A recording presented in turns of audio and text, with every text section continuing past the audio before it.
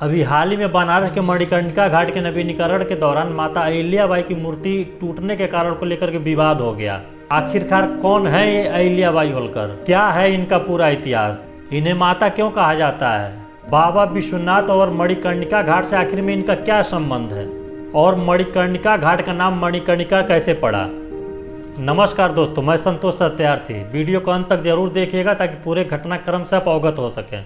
अभी हाल ही में बनारस के मणिकर्णिका घाट के नवीनीकरण के दौरान माता अहिल्याबाई की मूर्ति टूटने को लेकर के विवाद खड़ा हो गया, जिसमें वहां का स्थानीय लोगों या विपक्ष के कुछ पार्टियों द्वारा ये आरोप लगाया गया कि मुख्य मूर्ति को खंडित कर दिया गया है, जबकि वहां का स्थानीय प्रशासन का कहना है कि मूर्ति खंडित नहीं हुई है, उसे संरक्षित रखा गया है। क्योंकि पूरा घटना एक जांच का विषय है और स्थानीय प्रशासन के द्वारा जांच किया जा रहा है। जांच आने के बाद ही पता चलेगा कि क्या सही है क्या गलत है। आइए हम समझते हैं कि अहिल्याबाई कौन थी, उनका बनारस के विश्वनाथ बाबा से और मणिकर्णिका घाट से क्या संबंध है। भारत के इतिहास में कई राजा कई रानियां हुए, लेकिन बहुत कम ऐसे शासक थे जिन्हें माता का दर्जा दिया गया और माता के रूप में उन्हें स्वीकार किया गया हो। एक ऐसी रानी जिनके शासक में तलवार कम चली और न्याय ज्यादा चला। एक ऐसी स्त्री जिसने सत्ता को भोग नहीं सेवा बनाया। जी हाँ, हम बात कर रहे हैं लोक माता राजमाता अहिल्याबाई होलकर की। अहिल्याबाई का जन्म 31 मई 1725 को महाराष्ट्र के चौड़ी गांव के एक साधारण किसान मानकोजी शिंदे के परिवार में हुआ।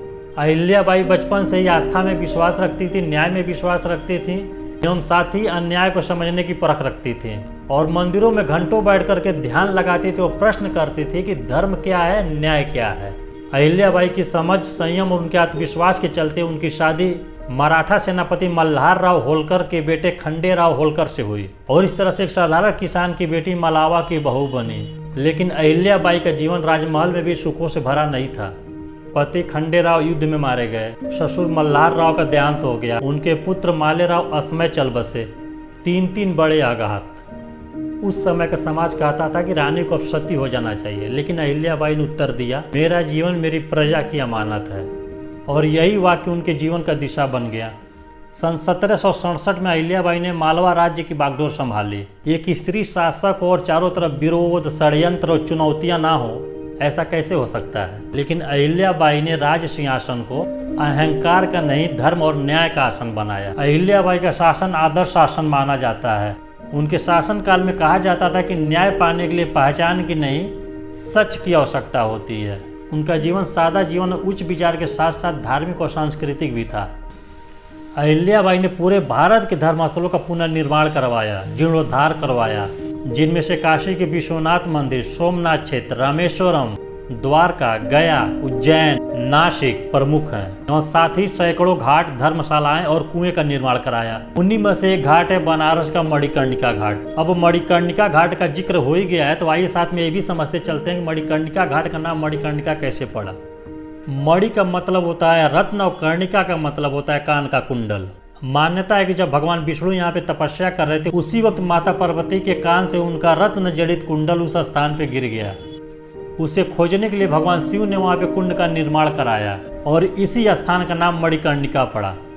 हिंदू मान्यता के अनुसार मणिकर्णिका घाट पे अंतिम संस्कार होने से आत्मा को मोक्ष की प्राप्ति होती है। कहा जाता है कि यहाँ मृत्यु सीधे शिव के गोद में होती है। इसी मणिकर्णिका घाट का पुनर्निर्माण बाद में अहिल्याबाई होलकर ने कराया। काशी के लोगों का मानना है कि जब लोग मोक्ष के अंतिम यात्रा पर आते हैं, तब जो व्यवस्था, जो मर्यादा, पवित्रता उन्हें दिखती है, वह अहिल्याबाई होलकर की सोच और सेवा का परिणाम है। इसलिए काशी में आज भी कहा जाता है कि काशी की आत्मा शिव है और उसकी देह संभालने वाली अहिल्याबाई। अब पुनः लौटते हैं अपने मुख्य टॉपिक पर। इतने सारे धार्मिक मंदिर, धर्मशालाएं, कुएं और घाटों का निर्माण कराने के बावजूद और इतना धार्मिक होने के बावजूद भी अहिल्याबाई कभी कट्टर धार्मिक नहीं, सेवा भाव को मानती थी। उन्होंने धर्म को कट्टरता नहीं, सेवा बनाया। उन्होंने कभी भी किसी पे धर्म थोपने का प्रयास नहीं किया। धार्मिक मामलों में उदार, न्याय में निष्पक्ष, त्याग और तपस्या की मिसाल के साथ साथ वह प्रजा के लिए एक माता के रूप में देखी जाने लगी, जिस कारण उनका नाम लोक माता पड़ गया।